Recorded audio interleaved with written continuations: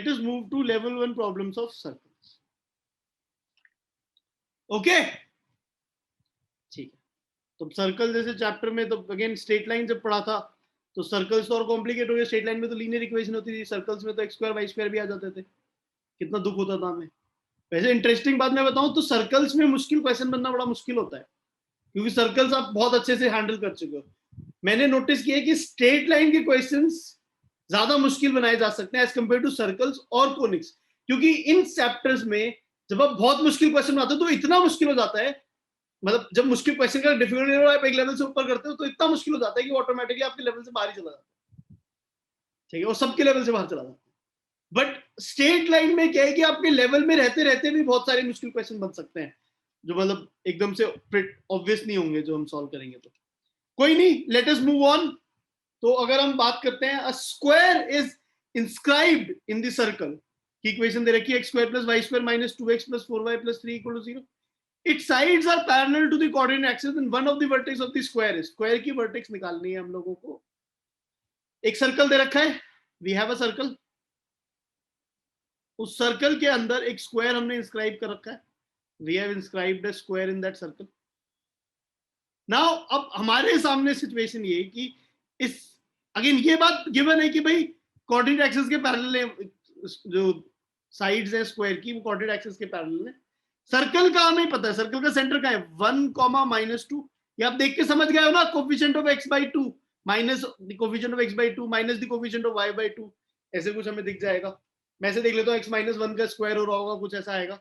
Radius की अगर मैं बात करूंगा तो रेडियस कितना हो जाएगा, 1 square plus 2 square minus 3 G square plus F square minus C का root, so that will be √2 जो रेडियस होगा हमारे पास। तो ये जो डिस्टेंस है इंस्क्राइब्ड है तो ये √2 हो जाएगा, ये वाला डिस्टेंस जो है।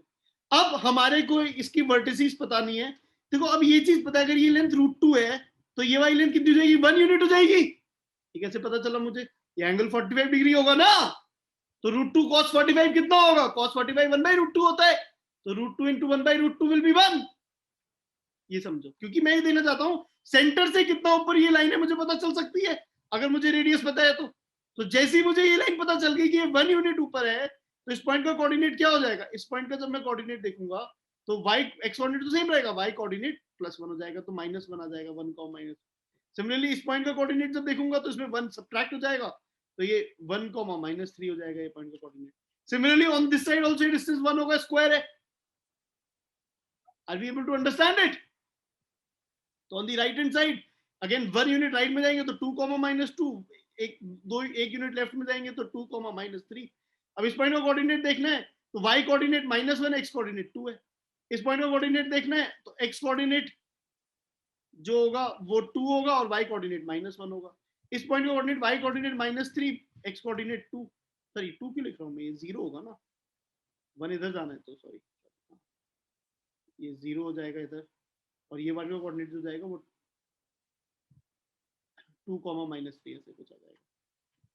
एंड देन अगर हम देखेंगे तो ये भी नहीं एग्जिस्ट करता, ये भी नहीं एग्जिस्ट करता, ये भी नहीं एग्जिस्ट करता, 2, -1 ये रहा हमारे पास point. So we are lucky कि सॉल्व हो क्या आ गया। ऑप्शंस देख लेते तो 2, -1 एक है, उसके बाद सारे पॉइंट्स तो सब कुछ ऐसे रैशनल नंबर्स ही आने हैं, तो इरेशनल तो कोई आ भी नहीं रहा, तो ये दिख जाता है कि भाई एक ही आंसर आने वाला है। बट हाँ फिर भी मैं रिकमेंड करूंगा कि सॉल्व कर लो ताकि गलती हो रही हो तो वो कैच हो जाए। कोई डाउट किसी को? ठीक है, तो देखो बहुत ही सिंपल सा क्वेश्चन है।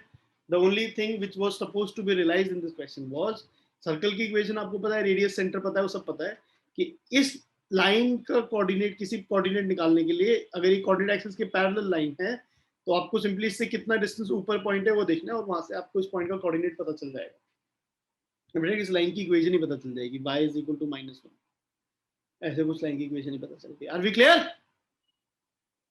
ठीक है, let us move on. Locus of the point of intersection of the tangents to the circle x = a cos theta, y = a sin theta at the points whose parametric angles differ by π/3 is what shape? ठीक है, तो हम कह रहे हैं कि भाई अगर हमारे पास एक सर्कल है तो सर्कल में ऐसे कोई भी दो पॉइंट्स अगर आप कंसिडर करो जिनका पैरामेट्रिक एंगल, एक का थीटा है तो दूसरे का थीटा प्लस पाई बाई 3 है। और इन पॉइंट्स पे अगर आप टेंजेंट्स ड्रॉ करते हो, if you draw the tangents at these points, तो फिर उनका पॉइंट ऑफ इंटरसेक्शन का लोकस बताना है। थीटा वेरी करते जाओगे तो पॉइंट ऑफ इंटरसेक्शन अलग अलग आता जाएगा। ओके, अब दो तीन तरीके से कर सकते हैं इसको सॉल्व। सर्कल की इक्वेशन तो X square plus Y square equal to A square है, तो यहाँ पे अब आप क्या कर सकते हो, इस टेंजेंट की इक्वेशन लिख सकते हो, यहाँ पे आप इस टेंजेंट की इक्वेशन लिख सकते हो, एंड देन अब इन दोनों टेंजेंट्स की इक्वेशन लिख के you can find their point of intersection in terms of theta and you can solve it. You may even remember it also. मतलब I tend to remember it कि a cos of theta 1 plus theta 2 by 2 comma cos of theta 1 minus theta 2 by 2 comma a sin of theta 1 plus theta 2 by 2 upon cos of theta 1 minus theta 2 by 2. Now, how do I remember this? I sort of remember it कि यार अगर मैं theta 1 equal to theta 2 डाल दूं तो फिर वो मेरा सेम पॉइंट आ जाना चाहिए जिस पॉइंट पे मैंने वो टेंजेंट्स ड्रॉ करे हैं। तो मेरे को नीचे तो theta cos of theta 1 minus theta 2 by 2, क्योंकि थीटा 1 इक्वल टू थीटा 2 डालने पे नीचे 1 आ जाना चाहिए, और ये theta 1 plus theta 2 by 2 theta हो जाएगा, अगर आप इमेजिन कर सकते हो। This the way I remember it. Again if you are able to remember it, it is great. If you are not able to remember then again sorry. ठीक है, तो ए, अब इसमें ये हमें गिवन है कि एक एंगल इज दिस, तो अगर आप कोऑर्डिनेट्स देखोगे इसके, तो एच की जो वैल्यू है वो हो जाएगी A cos of theta plus pi by 6 upon cos of theta 1 minus theta 2 pi by 3 minus pi theta plus theta theta cancel हो जाएगा, pi by 6 cos of pi by 6 denominator में आ जाएगा। सिमिलरली के की बात करेंगे तो के में भी ऐसे ही कुछ होगा, A sine of theta plus pi by 6 divided by cos of pi by 6, और कॉस पाई बाई 6 हमें पता है रूट 3 बाई 2 है, तो 2a बाई रूट 3 ऐसे कुछ हो गया ये वाला टर्म, और ये वाला भी 2a बाई रूट 3 हो गया। स्क्वायर करके आप ऐड कर दो, थीटा एलिमिनेट हो जाएगा, तो ये h square plus k square is equal to 2a by root 3 का square, which is a circle centered at origin of radius 2a by root 3. Are we able to see this? ठीक है, this is not the only way by which we can do it. There is even simpler way by which we can do this. अगर हमें ये चीज पता है, क्या कहते हैं कि अगर इनके पैरामेट्रिक एंगल्स पाई बाई 3 से डिफर करते हैं, तो ये एंगल पाई बाई 3 है ना। ये सर्कल में तो आप बोल सकते हो, एलिप्स में ऐसी बात नहीं बोल सकते। If this question would have been a question of ellipse, you would not have been able to say something like this. ठीक है, बट सर्कल्स में भी बात बोल सकते हैं। And if you can see this is pi by 3, ये radius ए है, और अगर आप यहाँ पे जाओगे तो इसका लेंथ निकालोगे तो 90 डिग्री एंगल हो जाएगा, तो ये पाई बाई 6 एंगल हो जाएगा, और ये जो रेडियस आ जाएगा, ये जो लेंथ आ जाएगी, so for this point P OP must be equal to a cosec, sorry a secant pi by 6 ना, ये पाई बाई 6 एंगल ये वाला है। ठीक है, तो pi by 6 a secant pi by 6 which is 2a by root 3। तो एक्चुअली में इसका लोकस क्या है, सर्कल ये है, तो with radius 2a by root 3, ऐसे कुछ हम ऐसे भी देख सकते थे सिंपली, तो दैट इज आल्सो पॉसिबल। तो ज्योमेट्री की प्रॉपर्टी यूज होगी ना कि भाई साहब ये जो लेंथ है और ये जो लेंथ है, ठीक है, ये एंगल 90 डिग्री है, ये रेडियस हमें पता है, ये लेंथ जो है यहाँ से अगर ये एंगल हमें पता चल जाए तो इस ट्राइंगल में ये लेंथ तो निकाल ही सकते हैं हम लोग ट्रिगोनोमेट्री से नॉर्मली। Is it fine? तो समझ आया, ये डाउट है कोई? ठीक है, चलो मूविंग ऑन। तो ये आसान क्वेश्चन ही डिस्कस हो रहे हैं अभी सर्कल्स के, मतलब I hope you can make out कि यार तो बहुत स्ट्रेट फॉरवर्ड से ही क्वेश्चंस हैं जिनके बारे में हम लोग बात कर रहे हैं। Let us move on to another problem. If x minus 2 का स्क्वायर प्लस y minus 2 का square equals 1, then which of the following is true? अगर x minus 2 का स्क्वायर प्लस y minus 2 का स्क्वायर इक्वल्स 1, तो इनमें से कौन सी चीज ट्रू है? ठीक है, अब कैसे देखें? This is obviously an equation of a circle, ये हमें समझ आ रहा है, ठीक है, जिसका सेंटर 2,2 है, रेडियस 1 है। अब इसमें x प्लस वाई की मिनिमम मैक्सिमम वैल्यू और x माइनस वाई की मैक्सिमम वैल्यू ऐसे कुछ बोला गया है। Now what you can do is, can you assume, so अभी तो ये x प्लस वाई दो वेरिएबल्स हैं, can you try to bring it in one variable? Yes you can, because there is another relationship between x and y, and by that relationship you should be able to understand. I can assume x is equal to 2 plus cos theta, 1 cos theta. Similarly I can assume y is equal to 2 plus 1 sin theta.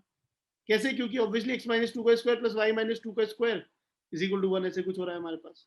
तो अब अगर हम ये समझ आ गया हम लोगों को, तो अब x प्लस वाई की जब बात करेंगे तो वो आ जाएगा 4 plus cos theta plus sine theta.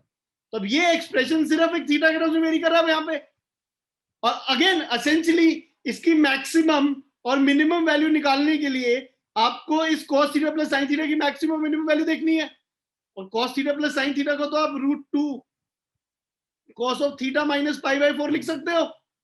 अब ये पता ही नहीं पता है, √2 से मल्टीप्लाई डिवाइड करके हम कर लेते थे, होपफुली ये चीज पता होनी चाहिए। अब ये नहीं पता है तो फिर परेशान रहोगे। तो 4 प्लस √2 दिस, अब इसकी वैल्यू मैक्सिमम प्लस माइनस 1 हो सकती है, तो मैक्सिमम वैल्यू निकालेंगे तो 4 प्लस √2 हो जाएगी, तो मिनिमम वैल्यू निकालेंगे तो 4 माइनस √2 हो जाएगी। तो x प्लस वाई की मैक्सिमम वैल्यू 4 प्लस √2 है, हाँ है। Minimum value x plus Y की 4 माइनस √2 है, बिल्कुल ठीक है। सिमिलरली कह रहे हैं कि जी अब कह रहे हैं बी ऑप्शन में देखो maximum value x minus Y, x minus Y की बात करोगे तो वो cos theta minus sine theta आ जाएगा।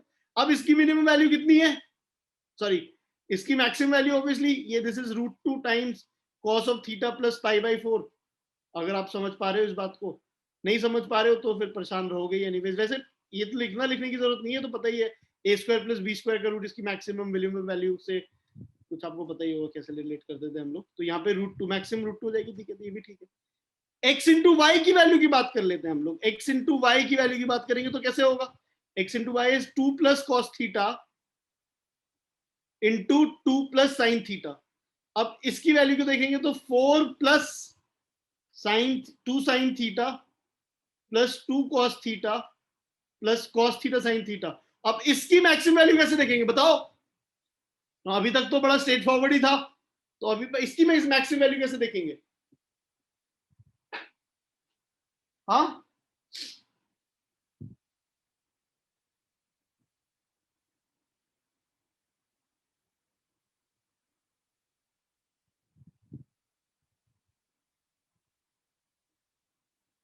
लेकिन सॉर्ट ऑफ 2 को कॉमन ले सकता हूँ, ये sign theta plus cos theta ऐसे लिख सकता हूँ यहाँ पे।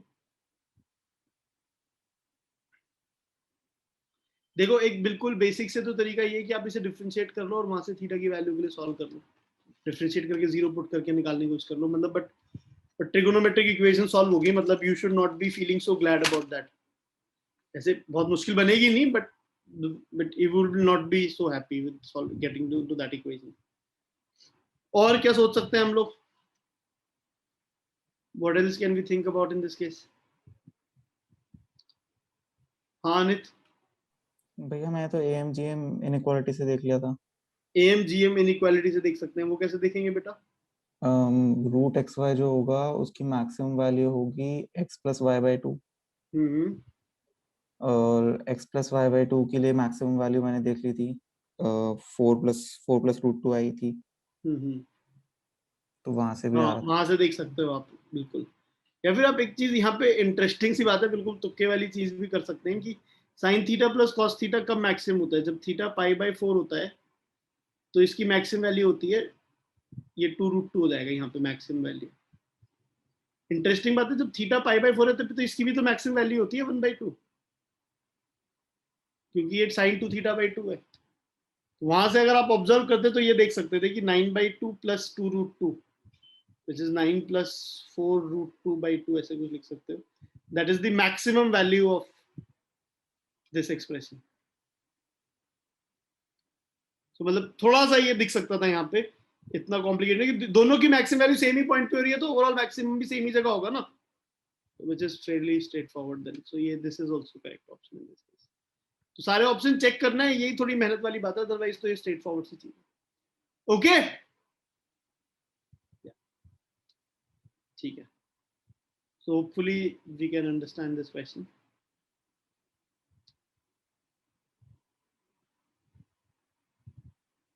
Let us move on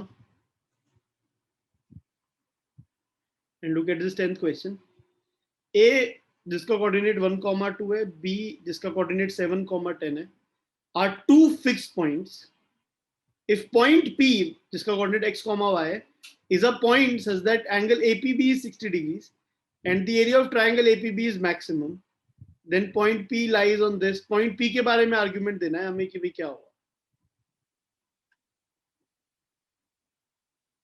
A और B दो फिक्स पॉइंट्स हैं जिनको कोऑर्डिनेट हमें गिवन है, जैसे 1,2 और बी का कोऑर्डिनेट है 7,10. पी एक ऐसा पॉइंट है सच दैट पी पॉइंट पे अगर आप एंगल जब नोटिस कर रहे हैं ए और बी का, तो ये जो एंगल है ये 60 डिग्री है. अगर ये एंगल 90 डिग्री हो जाता तो बड़ा सिंपल सा पता चल जाता, P lies on the circle of diameter whatever, मतलब with A B as diameter. But 60 degree होने का मतलब क्या होता है? 60 डिग्री होने का मतलब ये है कि this would still be a circle. आपने सर्कल में प्रॉपर्टी पढ़ी होगी ना, you must have heard about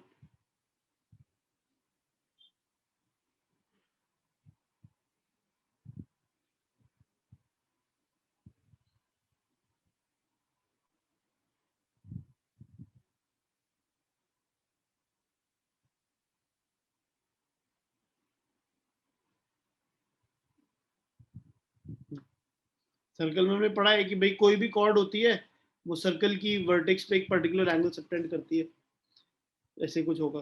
तो ये सारे में 60 डिग्री एंगल होगा. नाउ यू वांट पी जो दे रखा है वो ऐसा है कि area of triangle APB is maximum. अब एपीबी ट्राइंगल का एरिया मैक्सिमम कब होगा, ये समझ आती है बात? एपीबी ट्राइंगल का एरिया मैक्सिमम कब होगा? एपीबी ट्राइंगल का एरिया जब मैक्सिमम होगा जब ये पॉइंट सबसे दूर हो सकता है वहां पे लाई करे ना. अब उसके लिए what would should happen is कि ये जो पॉइंट है ये इसको सिमेट्रिकली ऐसे दो पार्ट में ब्रेक कर रहा होगा. इस लाइन को अगर आप यहाँ से एक परपेंडिकुलर ड्रॉप करते हो तो पी पॉइंट यहाँ के बीच में ऐसे सिमेट्रिकली ऐसे आता है. So what you can sort of now get is, you can obviously get, इस पॉइंट का कोऑर्डिनेट आपको मिल जाएगा. इस पॉइंट का कोऑर्डिनेट क्या है? 1 + 7/2 4, 10 + 2/2 6. 4,6 इस पॉइंट का कोऑर्डिनेट है. इस लाइन की स्लोप भी आपको पता चल जाएगी. इस लाइन की slope is 10 - 2/7 - 1 which is 8/6 which is 4/3, which means कि ये जो लाइन है ये इसके परपेंडिकुलर होनी चाहिए क्योंकि ये इक्वल होंगे सिमेट्री की सिचुएशन में. तो अगेन यहाँ पे अगर हम नोटिस करेंगे तो 4/3 स्लोप है तो इसकी स्लोप आ जाएगी -3/4. तो अगर मैं इस लाइन की पॉइंट पी का कोऑर्डिनेट, आप बोल रहे जा रहे हैं कि पॉइंट पी का, तो पॉइंट पी किस लाइन पे लाई करता है ये तो हम बता ही सकते हैं. इस लाइन पे लाई करता है, इसकी इक्वेशन निकल सकती है y - 6 is equal to -3/4 times x - 4, and that is 4y plus 3x is equal to on this side 24 plus 12 36. So this is a correct option. Point P or lies on this. Point P is on the circle passing through the given point and having radius 10. अब इस circle का radius कितना होगा ये बताया जा सकता है? जिससे पास कर रहा होगा ये सर्कल का रेडियस कैसे निकाल सकते हैं हम लोग, ये बताओ. How can I find out the radius of the circle?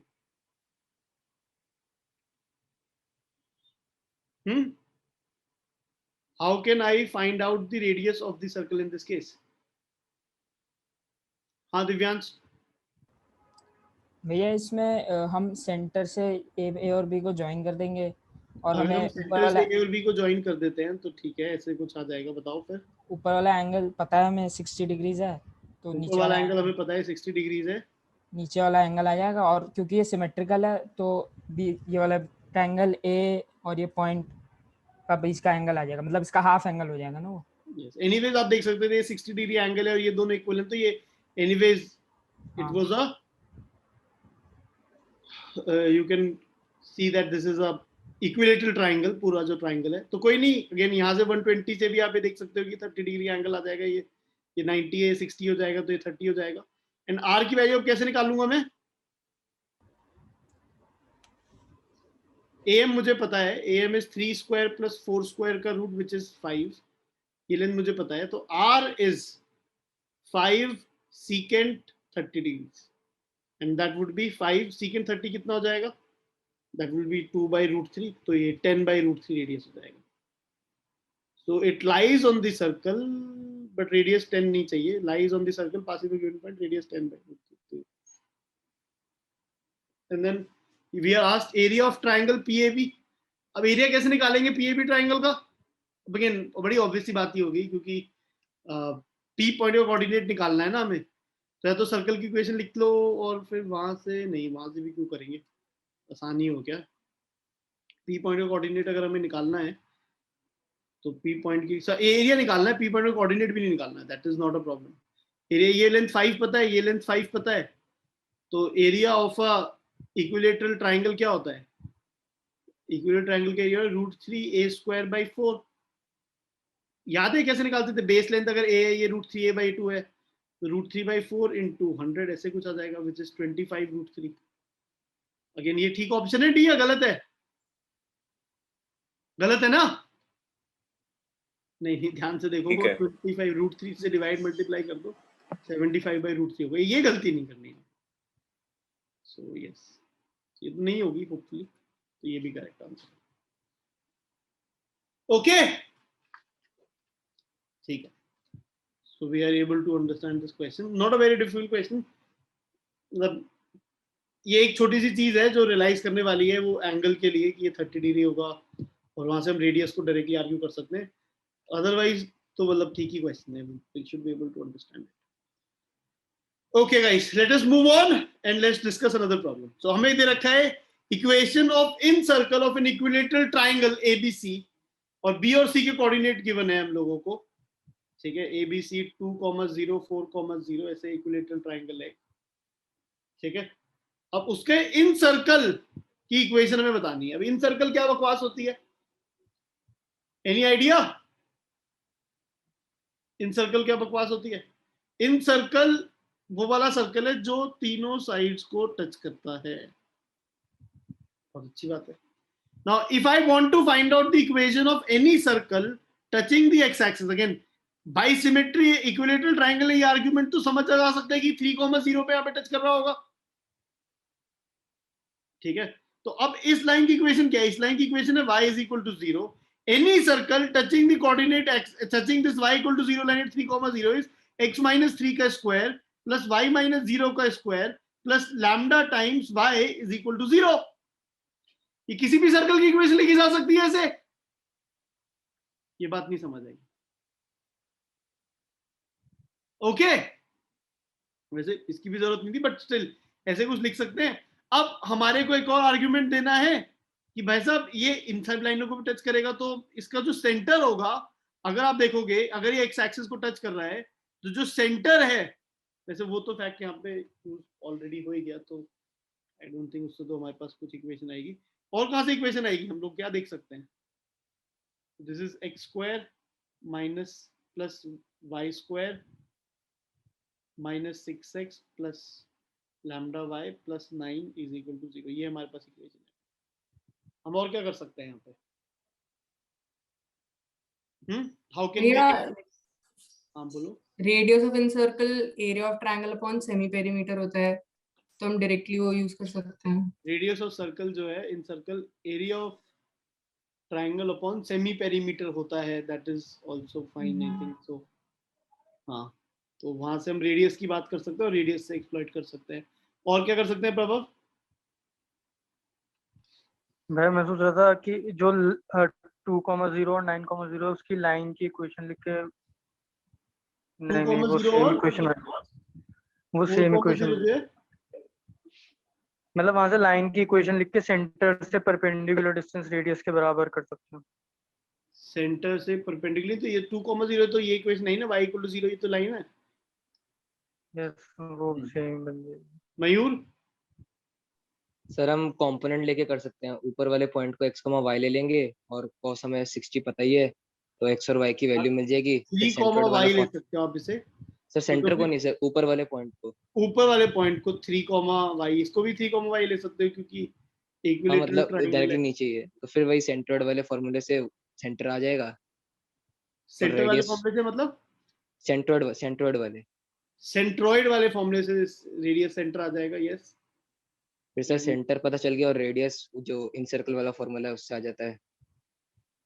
अच्छा नहीं, सेंटर के लिए भी तो ये कोऑर्डिनेट तो नहीं पता चलेगा ना सर, वो मैं वही कह रहा था, जैसे 2 है तो फिर हम, तो मतलब मैं कह रहा हूँ कि I think it's a very straightforward see problem. अगर हम नोटिस करेंगे तो अगर ये इक्विलेटरल ट्राइंगल है तो there is a very direct relationship between the radius and the side length. Now, what Vrinda told also that can be used maybe for the whole circle, but अब यहाँ पे हम simply ये देख सकते हैं कि अगर equilateral triangle है, तो अगर इसका रेडियस r है यहाँ पे और साइड लेंथ इसकी हमें पता है 2 है, ठीक है, तो ये लेंथ हमें पता है 1 है, ये एंगल हमें पता है 30 डिग्री है, तो tan 30 degrees is equal to r by 1, which is r is equal to 1 by root 3. यहाँ से हमें रेडियस पता चल जाएगा, और अगर हमें रेडियस पता चल गया तो इस इक्वेशन में अगर 9 माइनस, ये ठीक किया मैंने क्या,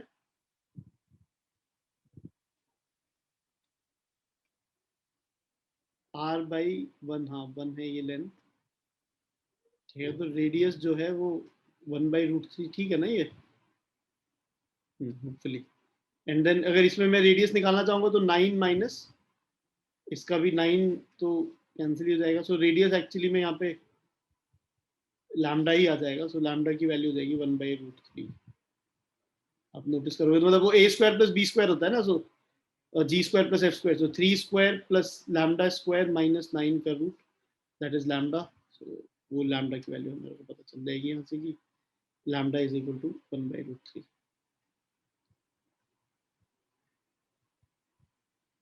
तो फिर इक्वेशन तो हम निकाल ही सकते हैं, x square plus Y square minus 6x, तो ये ऑप्शन तो खट गया और ये वाला ऑप्शन बैठ गया, और आखिर में +9 वाला तो सब में है ही, बस लैम्डा का देखना है, लैम्डा की वैल्यू जो है, सॉरी लैम्डा बाई 2 है ना, ये गलती कर रहे हैं हम लोग, सॉरी, हाँ लैम्डा बाई 2, क्योंकि वो g प्लस एफ स्क्वायर है ना, और लैम्डा बाई 2 स्क्वायर, तो चलो ऑप्शन ने बचा लिया, तो लैम्डा बाई 2 का स्क्वायर की वैल्यू ये हमें पता है कि this is equal to 1 by 3, तो यहाँ से हमें पता चल जाएगा कि लैम्डा बाई 2 की value is 1 by root 3 and then lambda की value is 2 by root 3.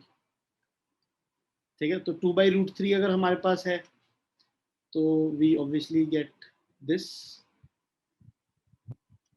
But interesting बात है, देखो ऑप्शन देखो -2 by root 3 भी है, तो ये ध्यान से सोच सकते हो कि -2 by root 3 आएगा नहीं आएगा, क्योंकि इवेंचुअली जो इक्वेशन बनेगी तो वहां से lambda square is equal to ऐसे कुछ होगा, 4 by 3 आएगा, तो लैम्डा की वैल्यू जो है प्लस माइनस 2 by root 3 आएगी, तो एक्चुअली में ये भी करेक्ट ऑप्शन होगा यहाँ पे.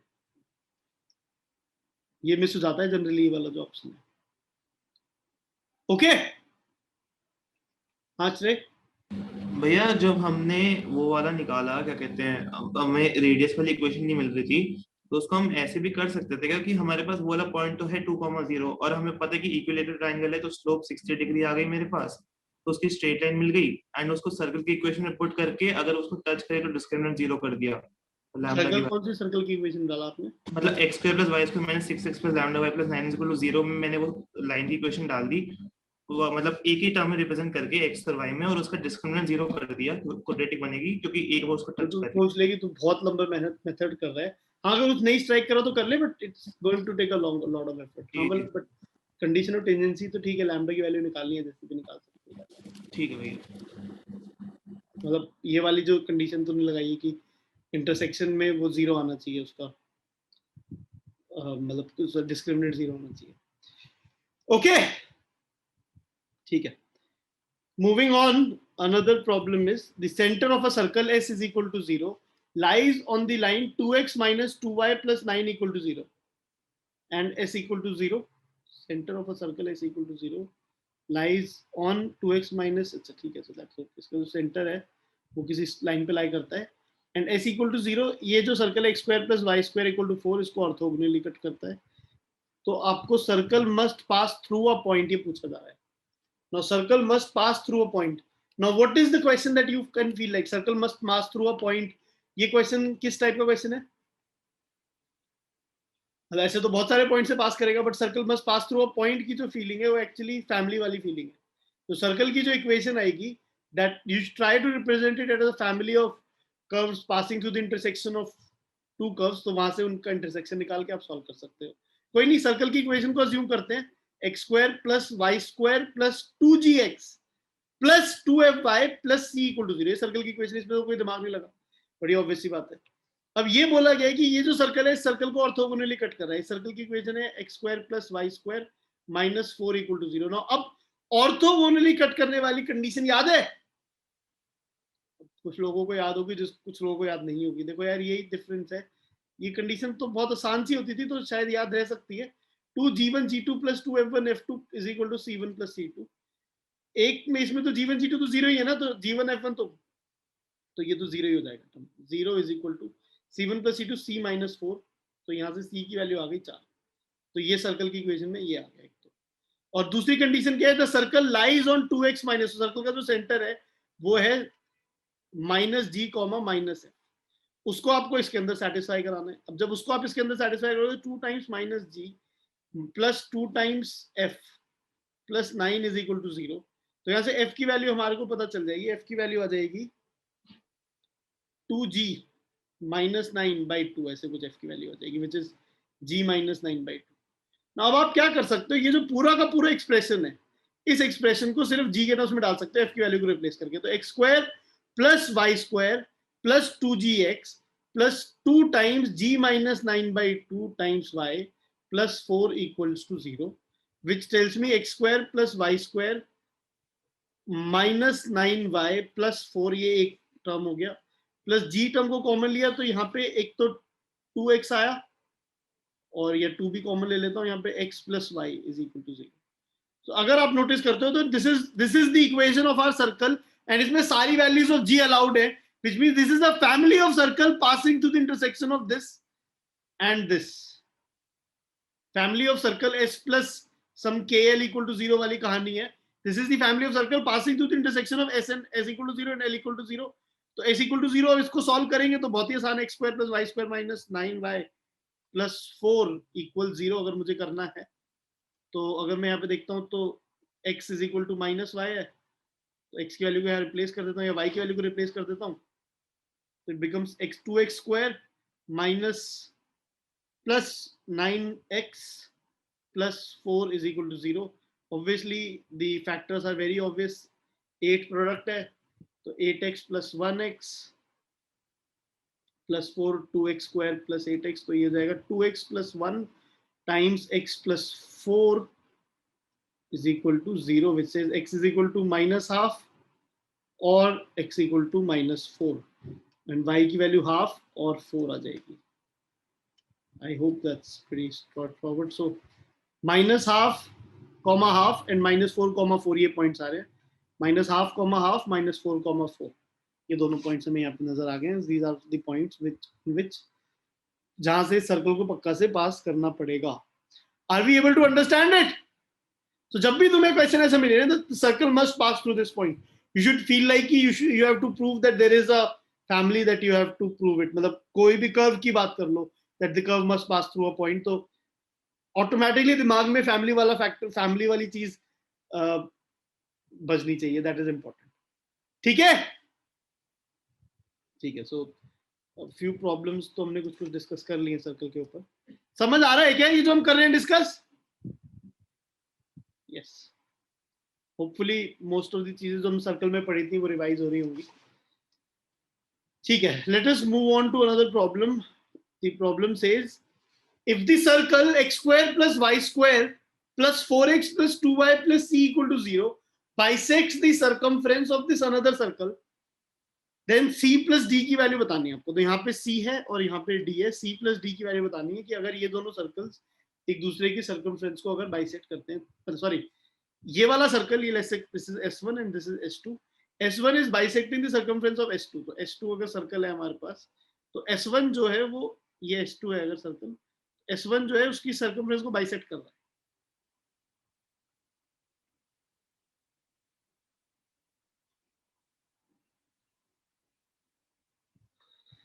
ये S1 ठीक है, मतलब सर्कमफ्रेंस को बाइसेक्ट करने का क्या मतलब है कि ये जो दोनों पॉइंट्स हैं, ये जो दोनों पॉइंट्स इनसे जो कॉर्ड आ रही होगी, मतलब कॉर्ड भी क्या मतलब ये आधे आधे हो गए, मतलब दिस इज द डायमीटर, मतलब दैट इज इट। इंटरेस्टिंग बात है, अगर आप समझोगे तो इसकी कंडीशन क्या बन गई? When will S1 bisect the circumference of S2? When common chord of S1 and S2, जो दोनों की common chord है S1 S2 की, that is a diameter for S2। अगर वो S2 की common chord is the diameter of S2, तो जो S1 है वो S2 के सर्कमफ्रेंस को बाइसेक्ट करवाओ ना। ये टू थिंक अबाउट इट, याद नहीं करना इसे, ये सोचना याद नहीं रहेगा बिल्कुल भी, किसी भी पॉसिबिलिटी में याद नहीं रहेगा ये, ठीक है। सोचना है इसके बारे में कि भाई ये कैसे सोचा मैंने कि भाई ये पॉइंट है, ये पॉइंट इसे कट कर रहा है, तो यहाँ पे ये लाइन जो बनेगी ये डायमीटर होनी चाहिए। अब ये लाइन डायमीटर को यूज कैसे कर सकते हैं, ये लाइन डायमीटर को यूज कैसे कर सकते हैं कि इनकी कॉमन कॉर्ड S1 S2 की है, ठीक है। और कॉमन कॉर्ड की इक्वेशन निकालना बहुत आसान है, याद है। सिंपल कॉमन कॉर्ड की इक्वेशन कैसे निकलती है, कॉमन कॉर्ड की इक्वेशन मिलती है S1 minus S2 equal to 0 करने से। तो S1 minus S2 equal to अगर मुझे 0 करना है यहाँ पे, तो वी विल गेट, क्या आएगा हमारे पास, 4x minus minus 2x 6x हो जाएगा, y वाला 2y minus minus 8y plus 10y plus c plus d is equal to 0। तो ये मेरी कॉमन कॉर्ड की इक्वेशन है। ये बोल रहे हैं common chord must be the diameter. अच्छा ये क्या बकवास है, ठीक है। Common chord must be the diameter. Diameter कौन सी लाइन होती है, डायमीटर वो लाइन होती है जो सेंटर से पास करती है, ठीक है। किसका सेंटर से, S2 के सेंटर से। इसका सेंटर कहां पे है, 1,4 पे। तो this must see common chord must pass through, this must pass through 1,4। So basically अब ये डायमीटर वाली प्रॉपर्टी को अप्लाई कैसे करोगे कि अगर बोलना है कि भाई this line is the diameter, then it must pass through the centre. अगर ये सेंटर से पास करेगी तो nobody can stop it from being the diameter, बिल्कुल। सो 1,4 इसको सेटिस्फाई कराओ इसमें, तो 6 plus 40 plus c plus d is equal to 0। तो c प्लस d की वैल्यू आ गई है -46। अजीब सी वैल्यू हो रही है बट ऑप्शन में है तो बस ठीक ही होगा फिर तो। इज इट फाइन, समझ आया क्वेश्चन। अगेन देखो बहुत छोटी सी चीजें जो यूज हो रही है and that we should be able to understand that. अब ये तो कभी हमने सीखा नहीं ना, बाइसेक्टिंग द सर्कमफ्रेंस, तो कुछ ऐसी चीज प्रॉपर्टी कुछ ऐसी इस्तेमाल हो रही है जो हमें देखनी पड़ेगी यहाँ पे। That is how you could see in this question. बताओ कोई डाउट है तो पूछो इसमें, ठीक है। So that's fine. Another problem, this is a problem which was asked in an IIT exam. The center of a circle passing through the point 0,1 and touching the curve y equal to x square at 2,4 is. तो हमने equation of circle touching a line at a point पता है, equation of circle touching another circle at any point पता है, but अब question ये equation of a circle touching this curve at 2,4 वो कैसे निकालेंगे हम लोग।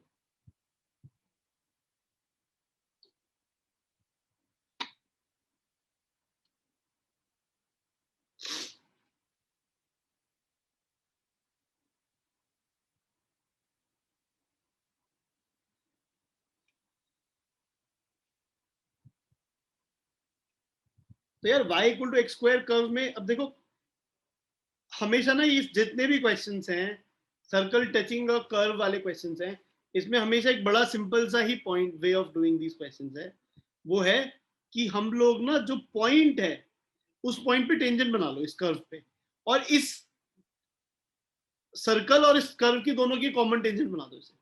मतलब क्या है कॉमन टेंजेंट, इतना कॉम्प्लिकेटेड वर्ड मत सोचो। मतलब क्या है कि यहाँ पे टेंजेंट बनाओ, इसकी इक्वेशन निकालो, इसकी इक्वेशन क्या जाएगी, इसकी स्लोप निकाल लेते हैं। dy बाई dx की वैल्यू जो है वो 2x है, एट x इक्वल टू 2 जब हम इसे देखेंगे तो ये वैल्यू 4 हो जाएगी। तो इक्वेशन ऑफ द टेंजेंट जो हो जाएगी y minus 4 is equal to 4 times x minus 2 आ जाएगी, which is y is equal to 4x minus 4 ऐसे कुछ आ जाएगी। ये वेरी लाइन की इक्वेशन है। अब now I want an equation, I want the equation of a circle which is touching this line at 2,4। Now, equation of any circle which is touching a line at a particular point में हम क्या करते हैं, हम एक point circle बनाते थे x minus 2 square plus y minus 4 का स्क्वायर प्लस लैम्डा टाइम्स उस लाइन की इक्वेशन लिख लेते हैं y minus 4x plus 4 is equal to 0। ऐसे कुछ हमारे पास लाइन की equation. This is any circle which is touching this line at 2,4। याद आ रहा है होपफुली, s प्लस kl वाली फीलिंग है, ये पॉइंट सर्कल है कुछ हमारा। ओके अब इसमें हमें क्या बोलना है, एक और कंडीशन गिवन है कि passes through 0,1 as well. If it passes through 0,1 तो अब इसे 0,1 से पास करवाओ, तो 0 डालोगे इसमें तो 4 आ जाएगा, 1 डालोगे तो 9 आ जाएगा, प्लस लैम्डा टाइम्स 1 माइनस 0 डालेंगे तो 0 प्लस 4 4 ऐसे कुछ आ गया तो 0 आ गया, which implies lambda is equal to -13/5. Lambda की वैल्यू आ गई। And as soon as I get the value of lambda तो मेरे पास इक्वेशन ऑफ सर्कल आ गई। इक्वेशन ऑफ सर्कल क्या है, मतलब सीधे सेंटर भी निकाल सकते हो ऐसा, तो so x square plus Y square minus 4x और लैम्डा की वैल्यू -13/5 डालेंगे तो 52/5, सो -4 प्लस और 4 माइनस 52/5 ऐसे कुछ आएगा x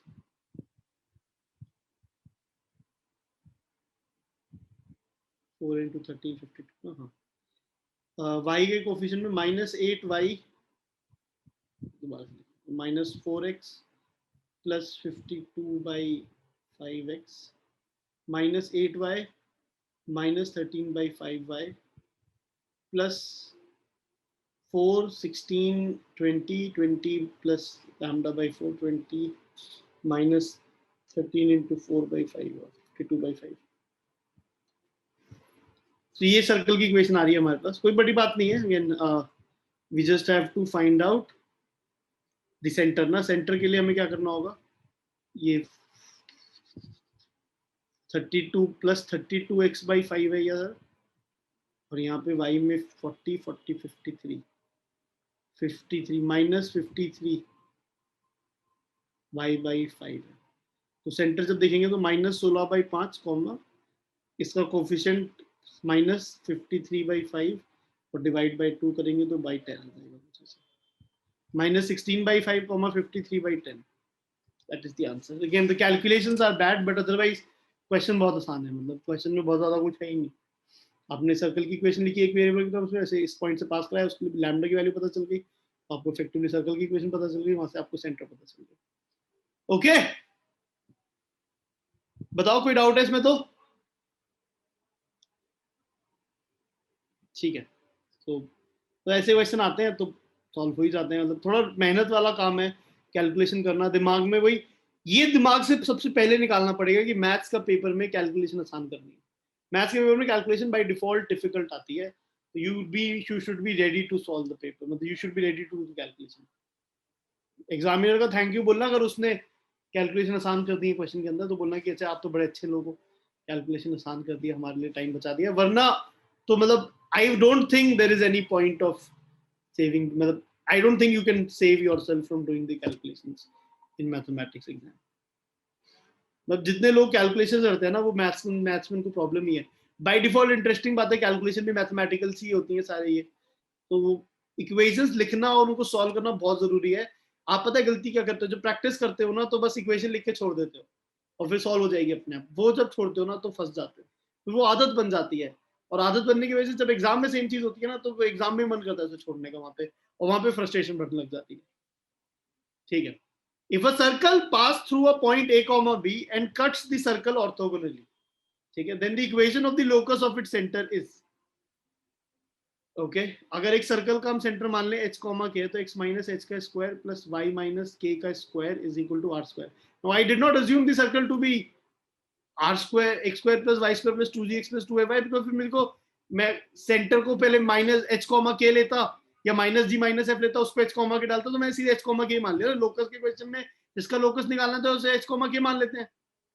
अब ये इस सर्कल को ऑर्थोगोनली कट कर रहा है, इस सर्कल को ऑर्थोगोनली कट करने का मतलब क्या है, तो this is x square plus y square minus 2hx minus 2ky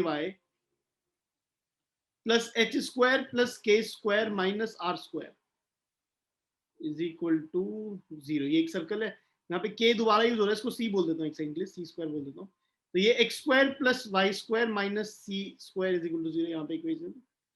तो यहाँ से अगर मैं नोटिस करता हूँ कि दिस, अगर ये दोनों ऑर्थोगोनली कट कर रहे हैं तो 2g1 g2 plus 2f1 f2 is equal to c1 plus c2, और इसका तो g1 g2 दोनों 0 है, तो ये 0 हो जाएगा on the right hand side, right side पे minus r square minus sorry h square plus k square minus r square minus c square is equal to 0। तो यहाँ से r स्क्वायर की वैल्यू आ जाएगी effectively h square minus plus k square minus c square. ठीक है, now and then it is also given that this circle passes through a comma b, तो a comma b को यहाँ पे satisfy करा दो, उससे क्या होगा, a कॉमा b को सेटिस्फाई कराते आपका h और k में एक रिलेशन आ जाएगा, pass through A comma B, तो a माइनस एच का square plus b minus k का square is equal to r square which is h square plus k square minus c square, ऐसे कुछ हो गया। And then when you try to square this up तो it becomes a square minus 2ah plus b square minus 2bk, दिमाग में सोचो h square k square दोनों side से कैंसिल होंगे, is equal to minus c square, ऐसे कुछ हमारे पास आ गया। विच इज अगेन h और k को xy से रिप्लेस करो, so 2ax plus 2by is equal to a square plus b square plus c square, c मैंने एक्चुअली k लिया था तो a square plus b square plus k square, ऐसे कुछ आ जाएगा। yes, which is this, which is not this, which is not this, which is not this. okay, तो बड़ा straight forward सही है, कुछ दिमाग लगाया का, ऑर्थोगोनल कट करने वाली कंडीशन लगाई, ठीक है, और h कॉमा k को सेंटर अज्यूम किया, लोकस निकालना था, ऑर्थोगोनली कट करने वाली कंडीशन लगाई हमने, और फिर उसके बाद a कॉमा b से पास कराया, ताकि मतलब r की वैल्यू तो हमारे पास आ गई थी, सर्कल की इक्वेशन हमारे पास इफेक्टिवली आ गई थी in terms of h and k and c। अब बस हमें उसे a कॉमा b से पास करा के h और k में रिलेशन ढूंढना था। फाइनली h और k को हम x और y से रिप्लेस करते हैं। Is it fine? ये सॉल्व होंगे क्या? खुद से सॉल्व होंगे? नहीं हो पाएंगे लग रहा है, क्या लग रहा है? कॉम्प्लिकेशन सी लग रही है, ऐसे लग रहा है। दोबारा से देखते हैं, चलो इस क्वेश्चन को दोबारा देखते हैं।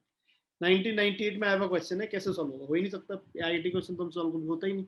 ये क्वेश्चन कह रहा है x square plus Y square equal to a square एक सर्कल की इक्वेशन है, and xy equal to c square एक पैरा हाइपरबोला की इक्वेशन है। हमें पता है ये हाइपरबोला, रेक्टेंगुलर हाइपरबोला ये वाला होता है ना?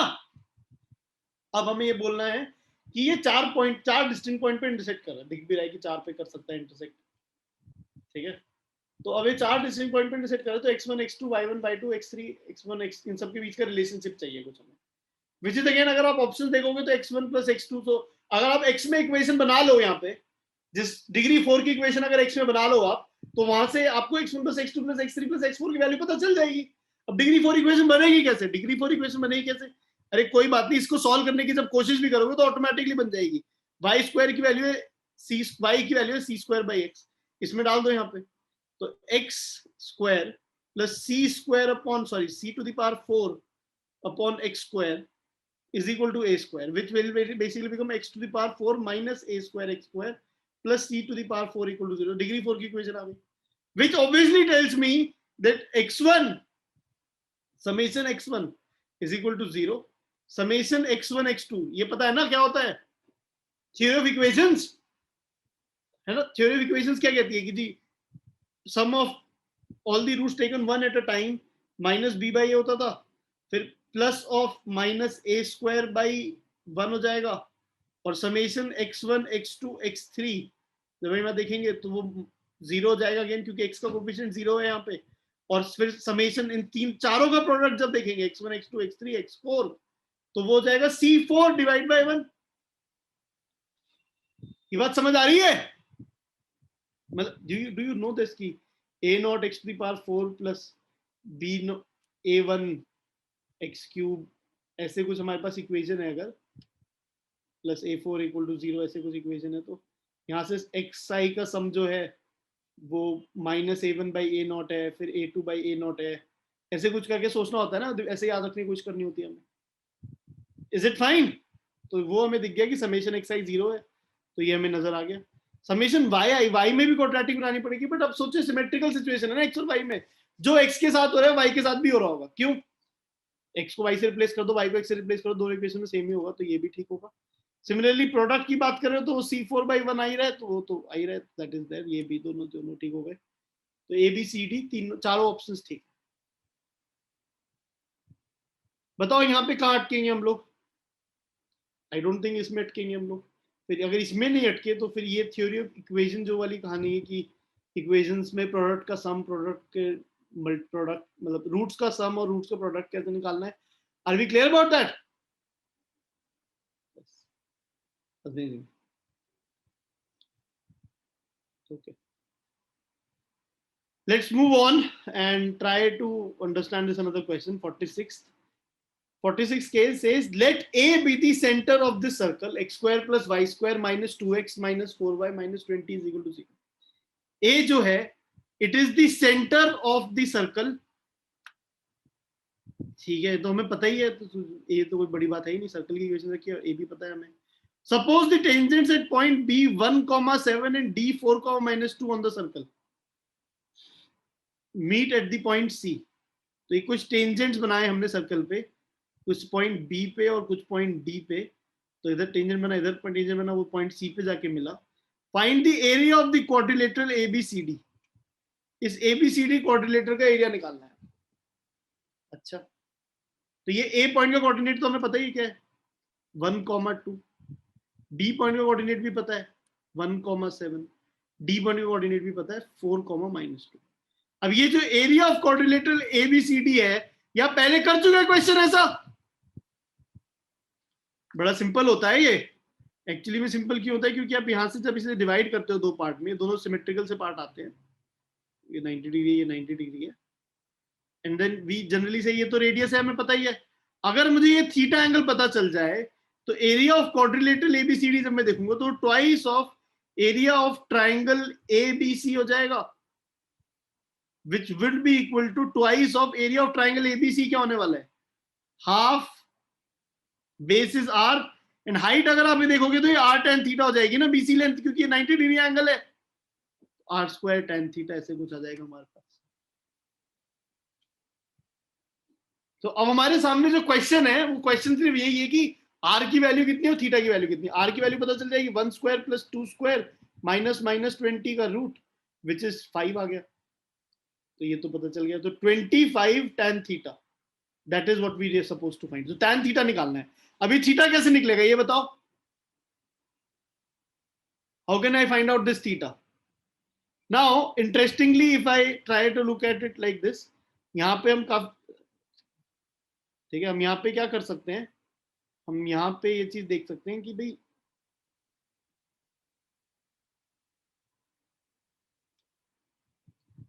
you know this whole length BD length कितना है? 1 - 4 3 का स्क्वायर, 7 - 2 का स्क्वायर, 9 का स्क्वायर का रूट, विच इज 3 को कॉमन लो, 1 + 10 3√10 आ जाएगा.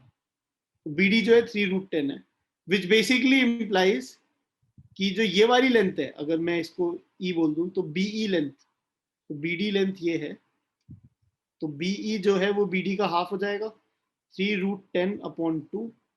और जैसे हमें ये पता चल जाएगा तो tan थीटा की वैल्यू, या हमें sin थीटा की वैल्यू तो पता चली जाएगी ना. sin थीटा की कितनी वैल्यू हो गई?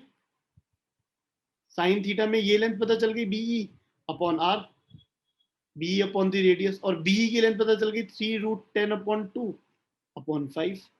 तो ये 3/√10 आ जाएगा कुछ ऐसे. और sin थीटा पता चल गया मुझे, ये 3 है, ये √10 है. तो मुझे tan थीटा निकालना था, तो ये लेंथ पता चल गई 1. तो this will be 25 × 3/1 which is 75 square units. ये हमारे पास आंसर आ जाता है इस क्वेश्चन में. तो एरिया ऑफ क्वाड्रिलेटरल ABCD जो है 75 स्क्वायर यूनिट्स आ जाएगा. ओके, क्या सोचा सीखा हमने? बड़ी सिंपल सी बात है. ये एरिया ऑफ क्वाड्रिलेटरल कैसे लिख सकता हूं मैं, ये बात सीखी. Once I have understood that, तो मुझे ये बात समझ आ गई कि एरिया ऑफ क्वाड्रिलेटरल ABCD कैसे लिखा जा सकता है. तो फिर हमने ये थीटा को निकालने की कोशिश करी. थीटा कैसे निकलेगा वो देखा हमने. कुछ डाउट है तो पूछो इसमें.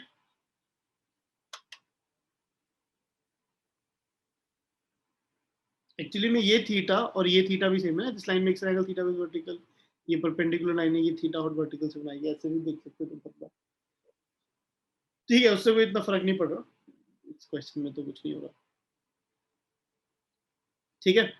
सो we have done level 1 problems of circle as well. ये जो क्वेश्चन है ये सब IIT की प्रॉब्लम्स थी आखिर में जो मैंने कराई है. तो मुश्किल नहीं है. अगर आप देख रहे हो तो ऐसी बहुत सारी प्रॉब्लम्स आती हैं जो हम आसानी से सॉल्व कर सकते हैं.